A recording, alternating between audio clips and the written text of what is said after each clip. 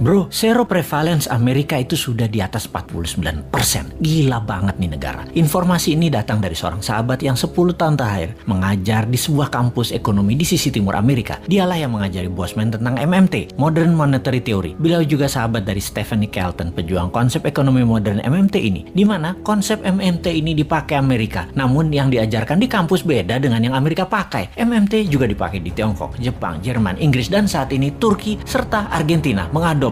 Untuk Indonesia, tenang. Kalau Newman jadi pegang kendali, pasti pakai MMT. Pada sabar ya, dan terus berjuang memintarkan masyarakat. Lihat ilmunya, fokus di ilmunya, dan jangan fokus di populernya seseorang. Karena kebanyakan mereka ingin menarik di panggung politik, fokusnya membuat populer saja. Seperti para calon-calon saat ini, mencari populer tanpa punya konsep bernegara. Kembali ke informasi sepotong di atas. Pertanyaan di kepala saya selanjutnya adalah, apaan tuh seroprevalence? Sehingga saya pun bertanya kepadanya. Seroprevalensi adalah jumlah individu dalam suatu populasi yang menunjukkan hasil positif baik untuk penyakit tertentu berdasarkan spesimen serolog atau serum darah. Jadi, menurut sahabat saya ini, di Amerika kekebalan tubuh imunitas terhadap COVID lebih dari 49,1% dari populasi. Dan ini hebat. Ditambah yang telah berhasil divaksin adalah 13,7% saat ini. Maka Amerika sudah mendekati herd immunity. Ya terang saja nonton final NBA kemarin pada nggak pakai masker. Kenapa hebat? Karena mayoritas kekebalannya didapat dari alami, yaitu natural herd immunity. Gak heran dalam diskusi di Clubhouse, Elon Musk mengatakan unvaccinated sperm